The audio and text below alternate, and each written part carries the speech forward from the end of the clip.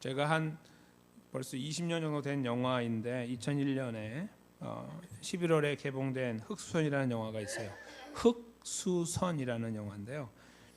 배창호 감독이 이제 당시에 만드셨고 이미연 씨나 아니면 안성기 씨 이런 분들이 이제 주연으로 출연을 했던 영화인데 분단의 아픔 이제 그 6.25로 인해서 이제 분단이 된 다음에 소위 이제 이데올로기 전쟁 즉 사상의 전쟁이 이제 벌어지는 그 현장이었던 이제 거제도 그 포로 수용소를 중심으로 하는 이제 그게 배경이 되는 그런 영화인데 그때 이제 사람들이 서로 같은 민족이고 같은 마을 사람들이고 했고 같은 뭐 초등학교 동창들이고 했는데 그들이 이제 커서 전쟁이 밀려오고 이제 그 지역이 쑥대밭이 되고 그 지역에 이제 포로 수용소가 들어오면서 이 사상적인 면에서 이게 옳고 저게 옳고 그런 것들을 구별할 수 있는 능력이 없는 굉장히 순수하신 분들인데 거기에서 그냥 이렇게 사람들이 거짓으로 뭔가를 제시했을 때 그냥 그런 거보다 하고 믿고 넘어가는 이런 일이 벌어지다 보니까 서로 원수가 돼버리는 이런 일들이 비일비재하게 발생했습니다. 이제 그런 것들을 영화 속에서 담아내고 있어서 굉장히 이제 역사적인 가치가 있는 영화다 이렇게 볼 수 있는데 이제 거기 등장하고 있는 인물들 중에 이제 소위 이제 삼각관계처럼 등장하는 여자분이 한 분 있고 남자가 두 명이 등장하면서 그 안에서 관계가 이렇게 형성이 되는데 이제 한 명이 그 세 명 중에 한 남자가 굉장히 교활한 사람이에요. 교활한 사람으로서 그 여자분은 원래 이제 지주 집안 그 나름의 그 땅에 굉장히 큰 소유를 갖고 있고 부모님이 넉넉하게 살던 이제 분이었다가 전쟁통에 돌아가시고 이제 사상적인 면에서 이제 어려움을 당해서 소위 이제 그 북한의 남로당이라고 하는 이제 그쪽에 이렇게 소속되게 돼요. 이 여자분이. 그래서 뭐 옳고 그른지도 모르고 그냥 하라는 대로 하는 그런 사람으로 살다가 이제 나중에 문제가 되게 돼요. 그것이. 그래서 그 문제점을 알고 이 나쁜 그 간사한 남자가 그 여자도 취하고 여자의 재산도 취하고 그다음에 그 옆에서 그를 보호하고 있던 순수한 남자가 있는데 그 사람은 소위 당시의 표현으로 보면 빨갱이로 만들어서 빨치산으로 만들어 가지고 이 그 장기수가 되게 그러니까 전향하지 않는 사람들을 비전향 장기수라고 불렀잖아요. 그러니까 북한에서 왔는데 나는 사상을 바꿀 수 없다. 그런 분들은 이제 옥살이를 했잖아요. 근데 나오지 못하고 그러니까 전향하지 않은 장기수 이렇게 불렀죠. 그래서 그런 분들이 많이 계셨잖아요. 이제 뭐 근데 그런 분들 많은 분들이 사실은 진짜로 북한의 그 사상을 알고서 그렇게 하는 것이 아니고요. 뭐가 뭔지도 모르는 거예요. 너무 순수한 분들이니까. 근데 그냥 그렇게 옳다고 한마디 들었던 것이 마음에 새겨져 가지고 그냥 이렇게 되는 그런 분들이 참 많았어요. 정말 안타깝게도 다 아시겠지만 이제 그 중에 이제 그 한 명이 된 거예요. 그래서 그 영화 속에 이제 흐름이 어떻게 되냐면은 그 여자분이 이제 이 모든 상황을 나중에 알게 돼요. 시간이 지난 다음에 자기가 속았다는 것도 알고 남자에게 다 빼앗겼다는 것도 알고 자기가 사랑하는 남자조차도 비전향 장교수가 돼서 복역한다는 것도 알게 돼요. 근데 이 남자분은 그 중간에서 속였던 사람은 남자에게는 당신이 비전향 장교수가 되면 당신이 나중에 이 여자분하고 살 수 있다. 뭐 이렇게 거짓말을 하고 여자분에게는 당신이 나와 관계를 하고 또 내가 당신의 재산을 갖게 되면은 이 남자는 당신에게 갈 수 있다. 뭐 이런 식으로 해가지고 넘어가게 된 거예요. 근데 충분히 일어날 수 있는 일이죠, 그렇죠? 근데 그 여자분이 이제 그 영화 속에서 어떤 일을 하냐면 원수를 갚는 거예요. 힘을 키워요. 그래서 돈을 많이 벌고 첫째 그런 다음에 자기가 마치 장님인 것처럼 이제 행세를 해가지고 자기 신분을 감추고 그래서 그 본인이 원래 원수로 삼았던 그 사람은 일본에 살고 있는데 그 사람을 이제 추적하고 그 주변 사람들을 하나씩 이게 없애는 그런 과정을 겪어서 나중에 그 비전향 장기수 자기가 사랑했던 사람이 나오게 되는 49년이 지나요. 무려 49년이 지났어요. 그때 이제 나오게 되는데 그날을 기점으로 해가지고 원수를 갚게 돼요.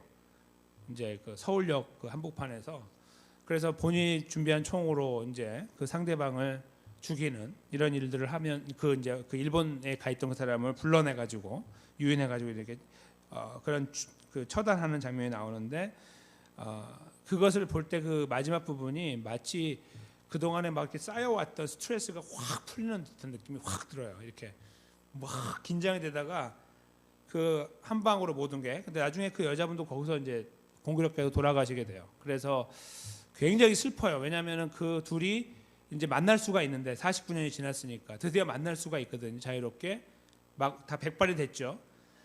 못 만나요. 왜냐하면 그 여자분이 이제 추락해가지고 죽게 되거든요. 그래서 그런 과정을 보면서 막 슬픔도 몰려오고 기쁨도 몰려오는 그런 감정을 이렇게 경험하게 됩니다. 제가 이거 하나의 영화의 내용을 말씀드린다고 하기 때문에 뭐 영화니까 이렇게 말씀하실 수 있겠지만 한국 역사를 지나오셨던 여기 계신 어르신들은 이런 일들은 충분히 발생할 수 있는 그냥 지어내지 않아도 이런 일이 충분히 발생할 수 있다고 다 아실 겁니다. 그렇죠? 이런 일이 많았으니까요. 근데 이 영화에서 저는 어떤 부분을 핵심으로 봤냐면 원수를 갚는 거 있잖아요. 그걸 핵심으로 봤습니다. 그러니까 이 여자분이 마치 이 비수를 품고 그런 다음에 원수를 갚기 위해서 뭐 이렇게 한 그런 것일 수도 있지만 사실은 49년을 기다렸다는 것이 저는 굉장히 마음에 와닿았었어요. 49년. 그러니까 그 50년이라고 거의 50년이죠. 50년을 지나오면서까지도 잊지 않는 거예요.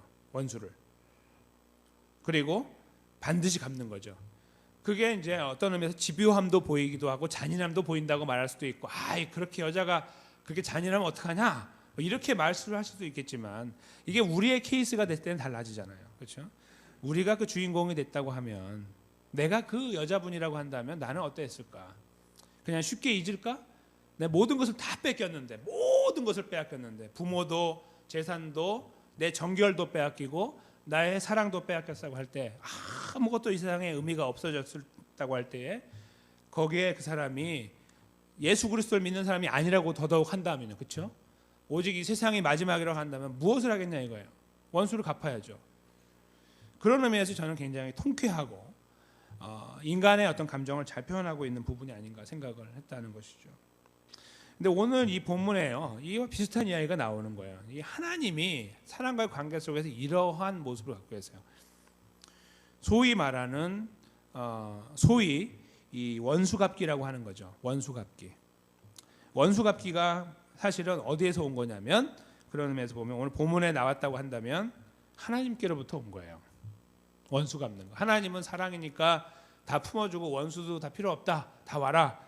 그 부분이 있기 때문에 저희가 하나님의 어떤 잔인함과 어떤 이 죄에 대한 문제를 심각하게 다루시는 부분에 대해서 저희가 그냥 훌쩍 지나갈 수가 있잖아요. 근데 오늘 본문은 하나님의 전혀 다른 모습을 여기 보여주고 계시는 거예요. 굉장히 무섭고 원수는 절대로 참지 않는 이 하나님의 집요하심, 잔인하심을 볼 수 있다는 거죠. 이것을 저희가 잠깐 묵상하는 가운데 하나님의 은혜가 있기를 원합니다. 이것은 저희들에게 많은 것들을 말해주고 있기 때문에 그래요. 한번 저희가 이 말씀을 들여다보면서 인간과의 관계 속의 원수갚기 문제를 뛰어넘어 하나님과 인간 사이에서 하나님께서 참지 않으시는 원수갚기의 실제가 무엇인가, 그것이 얻어줄 수 있는 우리에게 주는 의미가 또 유익은 무엇인가를 잠시 헤아려 보려고 하는 것입니다. 오늘 저희가 읽은 이 본문의 배경은 아시다시피 모세가 산에서 내려오는 시내산에 올라가서 40일 동안 있다가 이제 하나님께 이 말씀을 다 받고 듣고 보고 그다음에 내려왔는데, 내려오는 그 와중에 밑에 남아있던 200만의 사람들이 그의 형 아론에게 와서 모세가 죽었는지 살았는지도 모르니까 우리를 인도할 신을 만들어야겠다라고 제안을 하죠. 거의 이제 폭도로 바뀌려고 하는 그런 어떤 상황이라고도 볼 수 있어요. 그러니까 이 아론이 금고리를 다 빼오라고 이렇게 해서 그걸로 부어서 거푸집을 이렇게 만들어 가지고 금송아지를 만들어내죠. 그 장면이 이제 오늘 본문 앞부분에 저기 1절부터 시작한 내용이 나오는데, 그렇게 만들어 가지고 뭐라고 말을 하냐면요, 이 송아지가 너희를 인도할 신이다, 이렇게 표현합니다. 그래서 어떤 분들은 이제 그 부분을 이해할 때 이렇게 이해하거든요. 그 송아지를 만들었다는 거, 우상을 만들었잖아요. 그러니까 앞으로 우리를 인도할 신은 송아지다, 이렇게 생각한다, 이렇게 생각했다라고 생각하시는 분이 계시더라고요. 근데 그 표현을 잘 보면 이거예요. 우리를 애굽에서 인도하여서 앞으로 갈 신, 그렇죠? 여기까지 인도하고 앞으로 우리를 인도할 신이에요. 누구죠? 여호와 하나님이에요. 그래서 그 송아지는요 무엇을 말해주냐면 송아지 신이 아니고요 뭐 무슨 동물의 이름을 붙여서 무슨 신 그런 게 아니라 여호와 하나님이 송아지가 돼 있는 거예요. 그 의미가 그겁니다. 그러니까 송아지 신을 그들이 따르는 게 아니고 여호와 하나님이에요. 반드시 여호와 하나님이에요. 지금까지 따라왔던 믿어왔던 홍해를 가르고 10가지 재앙을 내려선 바로 그 하나님이에요. 근데 눈에 안 보였을 뿐이죠. 모세가 그 역할을 했으니까. 그런데 모세가 없으니 누군가 그 역할을 해야 되겠다. 그래서 우리 눈으로 볼 수 있는 무언가를 만들어내라 이겁니다. 그래서 그 송아지를 만들어내게 된 거예요. 그래서 거기 말하고 있는 그 송아지 자체는요, 너희를 애굽 땅에서 인도하여 낸 너희의 신 바로 여호와가 바로 이 송아지다. 이렇게 되는 거죠. 그래서 4절에 32장 저희 이 본문의 4절에 보시면은 그 내용이 명확하게 기록이 되어 있습니다. 그래서 지금 제가 지금 배경을 설명드리기 위해 설명드리는데요. 이 상황을 잘 설명하고 있는 또 하나의 성경 본문이 있어요. 로마서 1장 23절인데요. 제가 읽어드리겠습니다. 신약 성경이죠. 썩어지지 아니하는 하나님의 영광을 썩어질 사람과 금수와 버러지 형상의 우상으로 바꾸었느니라. 이게 이제 타락한 인류가 버리는 일종의 죄악상인데 그 죄악상의 내용을 간단하게 설명한 내용 속에 이 이야기가 있는 거예요. 뭐냐면 하나님의 영광을 바꿔버린 거예요. 오늘 본문에 지금 이 배경이 되는 송아지 사건은 똑같이 그 일을 한 거예요. 하나님의 영광은 감히 피조물로 만들 수가 없어요. 창조주니까 피조물로 바꾸면 안 되거든요. 어떤 것도 바꾸면 안 돼요. 그래서 우상이라는 의미가 바로 그것입니다. 그래서 나 외엔 다른 신을 섬기지 말라는 십계명의 1계명 다음에 우상을 만들지 말라는 그 우상은 다른 어떤 그 신이 아니고요. 나예요. 나 하나님 당신을 이상한 걸로 바꾸지 말라 이거예요. 나는 바꾸면 안 되는 존재니까. 근데 그것을 한 거예요. 그래서 그 출애굽기 32장 4절도 그 내용을 말하지만 로마서 1장 23절이 그 내용을 이렇게 종합하고 있는 거예요. 다 끌어모아가지고 구약의 모든 일들을 끌어모아가지고 설명하기를 썩어지지 아니하는 하나님의 영광을 썩어질 것으로 바꾸었다 이거예요. 심지어 사람으로 바꿔도 마찬가지고 그것도 석연치 않은데 금수와 버러지 형상으로 만들었다. 여기서 이제 금수라는 거는 이렇게 이거 있죠. 네 발 가진 짐승 또 나는 거 이걸 다 포함하는 게 금수잖아요. 그렇죠? 그러니까 여기서 지금 말하고 있는 네 발 가진 짐승인 금송아지가 여기 해당되는 거예요. 그래서 하나님께서 이걸 바라보실 때 그렇게 싫어하셨던 거죠. 물론 아직 십계명이 전달이 되지 않아서 그들이 이거 아직 몰라요. 이게 지금 범죄한 것이 아니에요. 그런 의미에서 그렇죠? 아직 법이 내려오지 않았으니까 법이 있어야 범죄가 되니까요. 그러나 하나님께서 이미 그것을 말씀하셨기 때문에 스스로 이것은 하나님 싫어하시는 거라는 것을 드러내셨다는 것으로 볼 때에 이 본문의 배경은 굉장히 하나님의 마음을 힘들게 하는 사건임에 틀림없는 거예요. 그들이 잘 몰라서 했지만 여하튼 그래요. 그래서 하나님께서 이 부분을 놓고 원래는 내가 그들을 진노하고 다 밀어버리고 모세라는 사람을 중심으로 다시 새로운 인류를 내 백성을 내가 만들겠다라고 말씀하신 장면이 나와요. 그 다음에 그런데 모세가 그걸 막아섰죠. 하나님 그러시면 안 됩니다라고 하고 이제 하나님께서 그렇게 하지 않으셨는데 모세가 어떻게 하죠? 저희가 지난 토요일에 그 새벽 예배 때 나누었던 말씀에 모세가 어떻게 했냐면 자기가 화를 내버렸죠. 그 상황을 보고서 자기가 하나님한테는 하나님 하지 마세요. 그렇게 하나님께서 이렇게 마음이 넓으셔야지 도량이 그거밖에 안 되시면 됩니까? 이렇게 해놓고서 자기가 내려와가지고 확 뒤집어놨죠. 그리고 얼마나 화가 났으면은 송아지를 다 갈아가지고 물에다 뿌려갖고 다 마시겠어요. 200만 명이 다. 그 송아지가 컸겠죠. 이렇게. 그러니까 다 갈아가지고 물에 타가지고 마시겠다. 대단한 거죠. 얼마나 분노가 났으면 그렇게 했을까.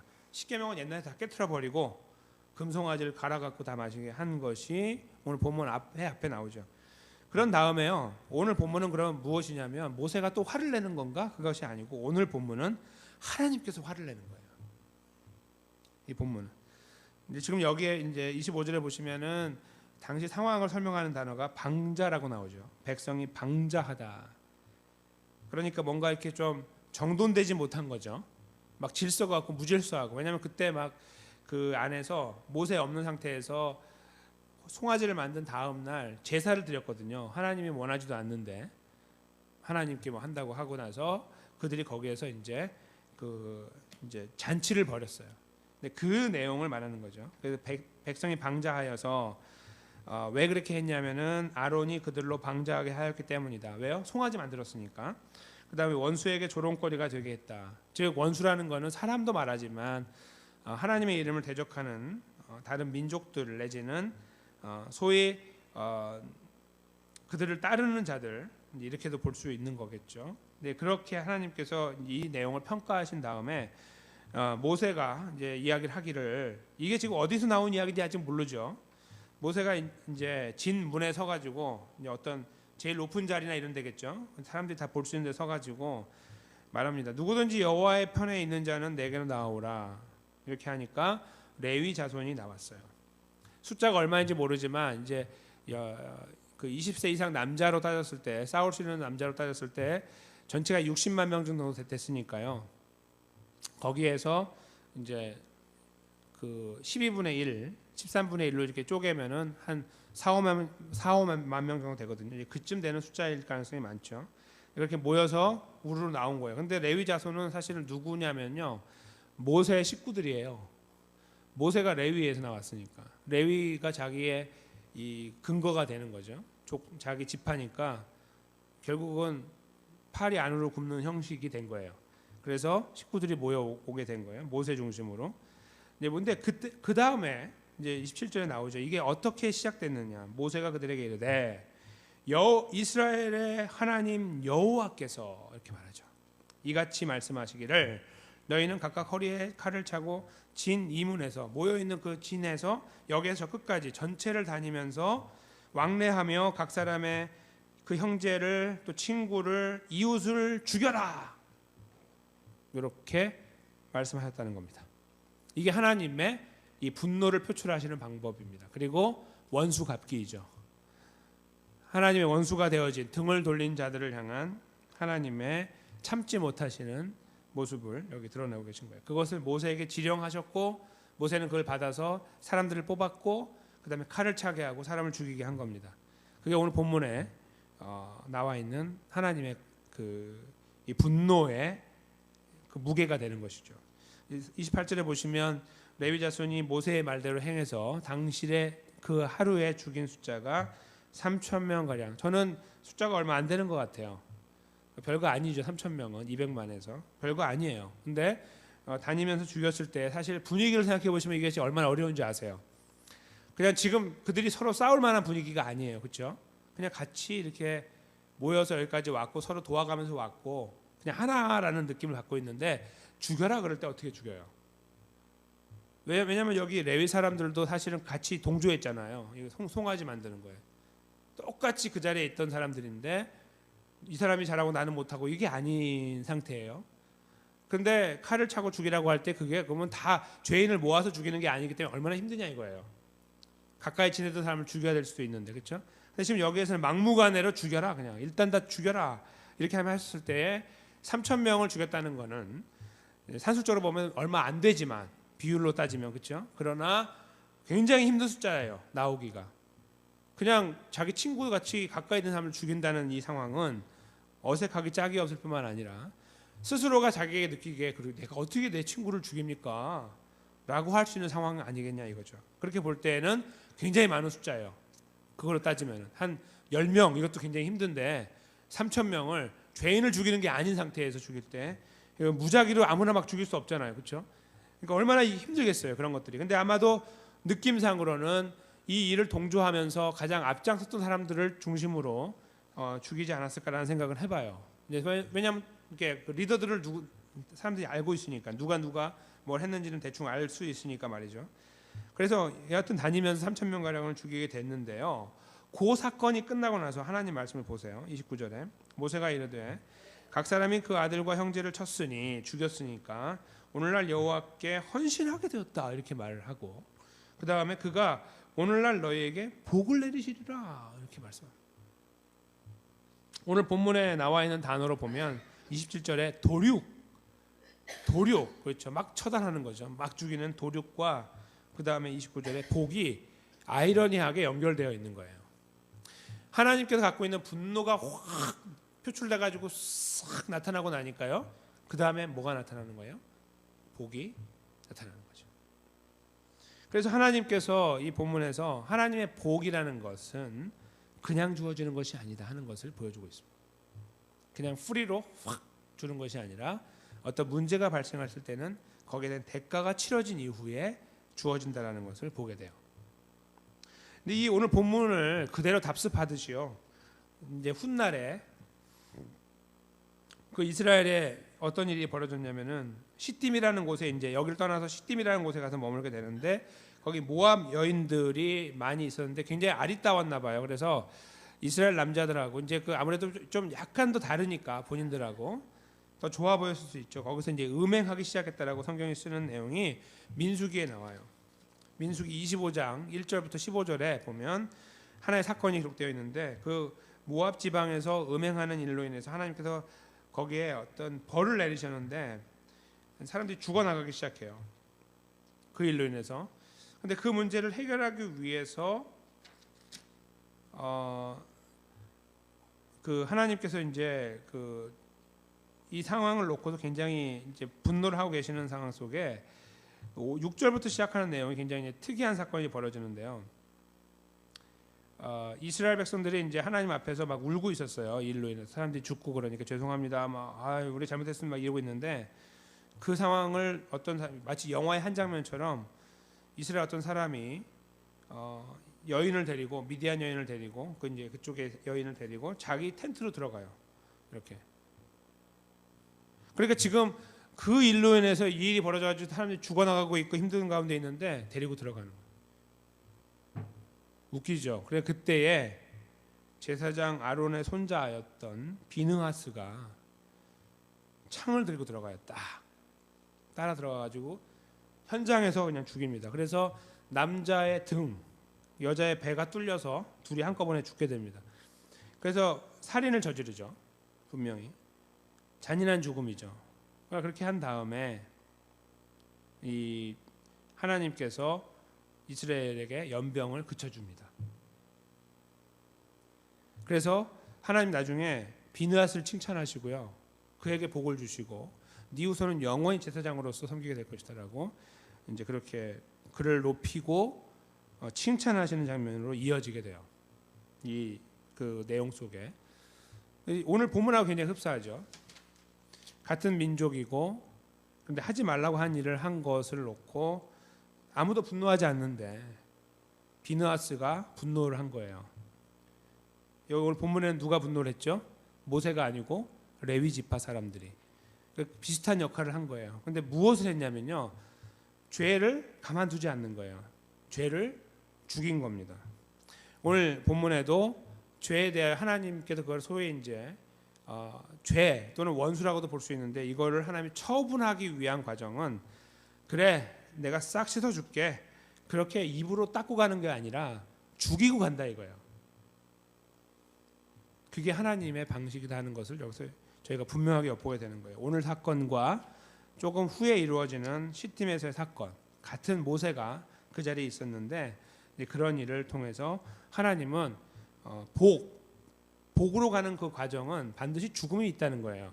만약에 그 죄에서 복으로 움직여 나간다고 하면 그냥 프리로 티켓 하나 주고 가는 것이 아니라 반드시 죽어야 돼요. 그런 다음에 간다 하는 것을 드러내고 있는 거죠. 그래서 오늘 본문의 제목처럼 복으로 가는 걸음에 반드시 있는 복병은 도륙이라는 거예요. 사람을 죽이는 일이죠. 그래서 이런 내용들을 요약하는 아까 제가 로마서 말씀드렸지만 로마서 6장 23절이 바로 이 내용을 아주 잘 요약을 하고 있는 거죠. 죄의 삭은 사망이요. 근데 그 다음에 이어지는 말씀이 있죠. 하나님의 은사는 그리스도 예수 우리 주 안에 있는 영생이니라. 예.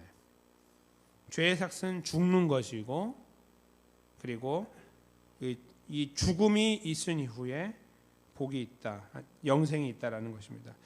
근데 만약에 우리가 죽으면은, 스스로가 죽으면 영생을 얻을 수가 없죠. 그 부분이 아이러니한 거죠. 그래서 여기에 로마서 6장 23절에는 하나님의 은사가 중간에 들어오는 거예요. 그러니까 우리는 다 죽어야 되는데, 그렇죠? 죄의 삭 때문에 우리가 다 죽으니까 영생으로 갈 수 있는 희망이 없는 거예요. 근데 이 중간에 이 다리를 놓을 수 있는 역할을 예수 그리스도께서 하신 거죠. 그렇게 설명하는 겁니다. 그래서 그 죄의 삭을 누가 담당하셨냐면 예수님이 담당했다는 것을 로마서 6장 23절 이하에서 설명하고 계시는 겁니다. 다른 말로 바꾸면 도륙이 없으면 생명이 없고 도륙이 없으면 복이 없는 것입니다.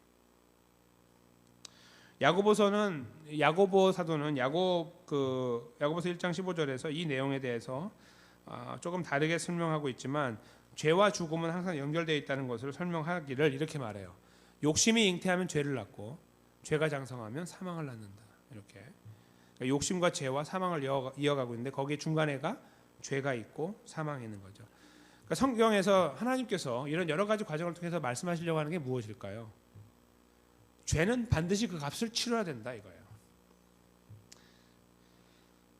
그래서 이 일로 인하여 예수님께서 이 땅에 오신 것입니다. 아까 로마서 6장 23절을 읽어드린 것처럼 안 그러면 아무도 죄에서 복으로 그 사망에서 생명으로 옮길 수가 없기 때문에 이 역할을 하시기 위해서 도륙을 당하시려고 예수님이 오신 거예요. 십자가는 도륙의 현장입니다. 그러니까 그냥 멋지게 돌아가는 하나의 왕자의 자리가 아니고요. 거기는 잔인한 도륙이 일어나는 자리예요. 만약에 예수님의 죽음, 한 명의 죽음이 모든 한 백성에 대한 죽음을 다 대표하고 있다고 하면요, 이런 거예요. 거기에 숫자가 예를 들어서 그냥 한 20억이다. 예를 들어 이렇게 하나님 백성을 정의한다면, 하나님께 정했다고 하신다면 예수님이 십자가에 돌아가시는 과정에 20억이 다 죽는 거예요. 그냥 그 자리에서 막 죽는 거라고요. 도륙을 당하는 거예요. 엄밀하게 따지면. 왜냐하면 대표로 돌아가셨으니까. 이성음도 거의 죽는 거죠. 거기서 그냥 단칼에 목이 날아가는 겁니다. 20억 명, 예를 들어서 20억이라고 한다면 그런 거예요. 그 많은 숫자를 다 목을 베는 장면이 거기에서 이루어지는 거예요. 그게 십자가라는 거죠. 십자가는 그냥 단순하게 그냥 돌아가셨네 이런 것이 아니라 도륙의 자리라 이거예요. 도륙이 있어야 복이 있으니까. 도륙을 당하면 복을 못 받잖아요. 우리가 죽어버리면 끝나니까. 근데 죽지 않아야만 복으로 가니까 대신 죽어야 되는 거예요. 예수 그리스도께서 그래서 그 자리에 서 계시기 위하여 이 땅에 오신 겁니다.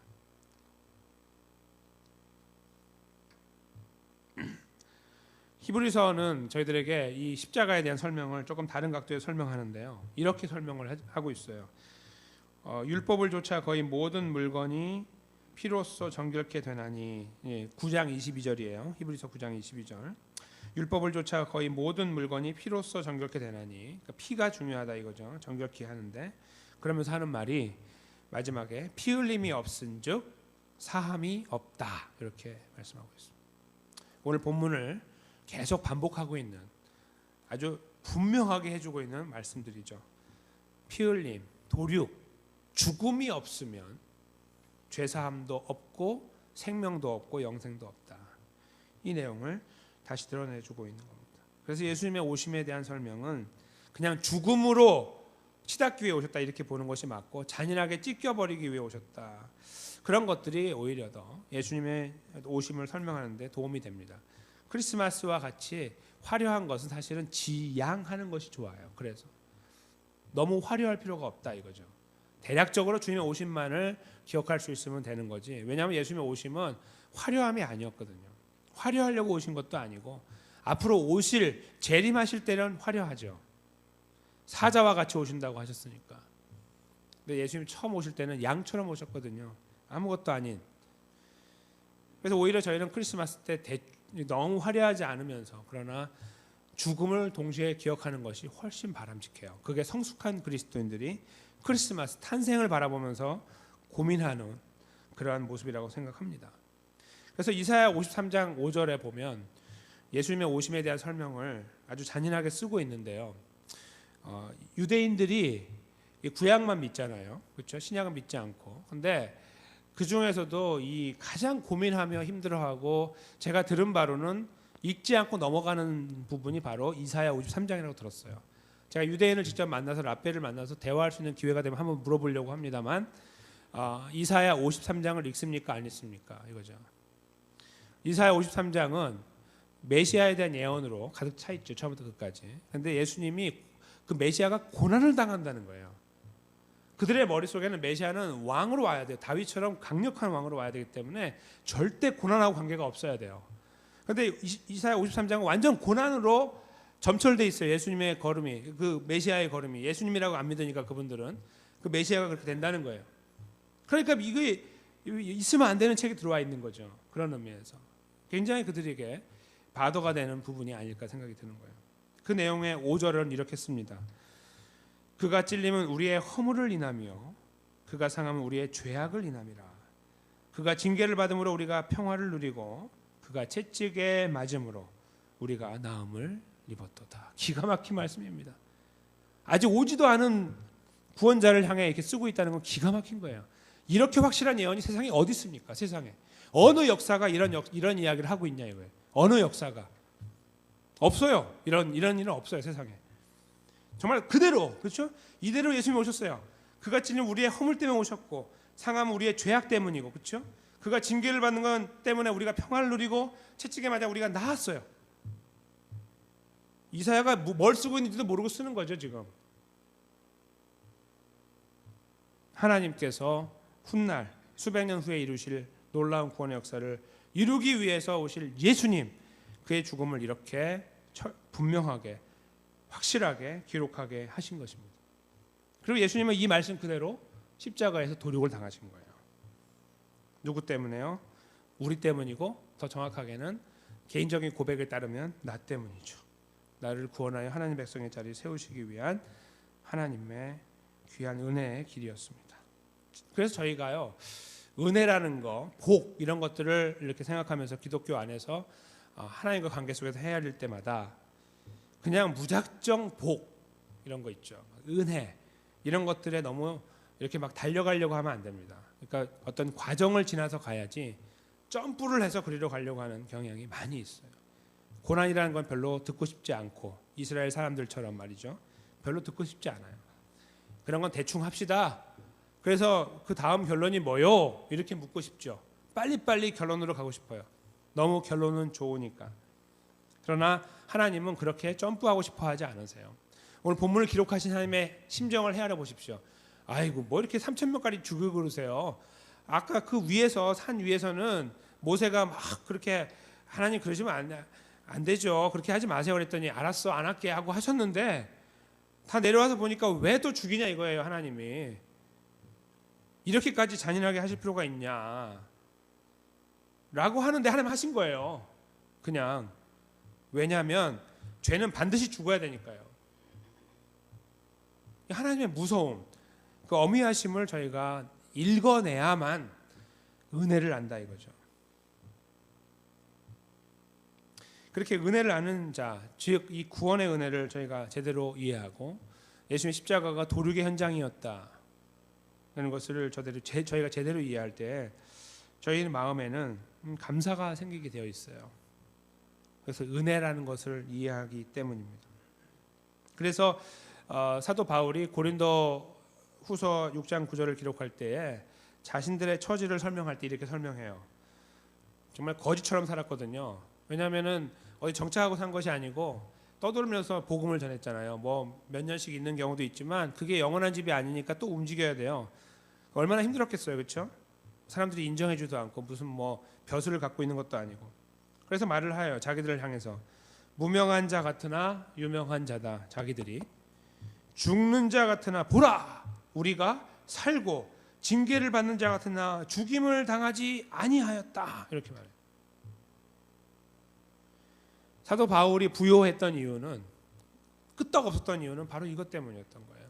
뭔가 대단하고 화려하고 풍성한 것들이 있으니까 넉넉하니까 이게 하나님의 은혜다. 다 똑같이 이것을 받기 원한다. 뭐 이렇게, 그렇죠? 무슨 어디 교주처럼 말이에요. 그렇게 한 것이 아니라 그런 사람들은 아예 상상도 못하는 거예요. 꿈도 꾸지 못하는 거죠. 저 이단에 있는 사람들, 저런 사람들은 아예 상상도 해보지 못하는 그 일, 뭐예요?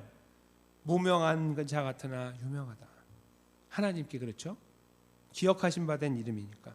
죽는 자 같으나 보라 우리가 살았고 징계를 받는 자 같으나 우리는 죽임을 당하지 아니한 자다. 왜요? 예수님 때문에. 바로 이것을 알았던 겁니다. 도륙과 복의 관계를 제대로 이해하고 있었던 겁니다. 자기가 그 자리에 있어야 되는데 예수님이 오셔서 자기 자신을 위하여 십자가에 돌아가심으로 자기는 무명한 자였는데 하나님 앞에 알림받은 하나님 백성이 되었고, 죽는 자 같으나 나는 살았고 징계를 받았다고 하지만 징계를 받았으나 죽임을 당치 않은 주님의 은혜로 그 자리에 서 있는 자가 되었다는 거예요. 이것이 그를 살리고 그를 회복하고 그를 일으켜 세우고 그를 앞으로 걸어갈 수 있게 만드는 에너지원이 되었던 거죠. 우리가 이 말씀을 마치면서 우리에게 있는 고백을 한번 헤아려 보겠습니다. 우리는 과연 예수 그리스도의 죽음에 대하여 어떻게 생각하고 있는가? 예수님의 십자가와 부활의 사건이 우리에게 허락하신 구원의 은혜에 대해서 얼마나 가치 있게 생각하며 감사하고 있는가가 우리가 마지막에 물어야 되는 질문이 될 것입니다.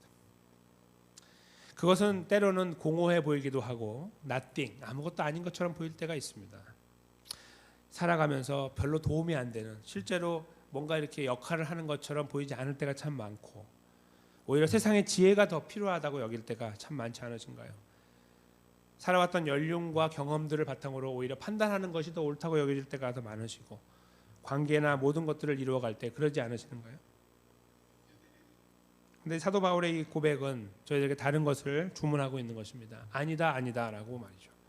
우리를 살아가게 만들고 지탱하게 만들고 오늘 살아가는 이유가 되게 만드는, 이유가 되시는 예수 그리스도, 그분이 진실로 도륙을 당하셔서 우리를 위한 생명을 주셨기 때문이다라고 그렇게 피력하고 있는, 피를 토하듯이 말하고 있는 이 사도 바울의 이 심정이 저희가 다시 한번 느껴야 되는 그런 심정이 아닌가라는 것입니다. 도륙의 은혜, 십자가의 은혜는 낭만적인 죽음이 아닌 다 잘려버리고 찢겨버리고 무너져버리고 벗겨버리고 부러지고 터져버리는 그런 자리였습니다.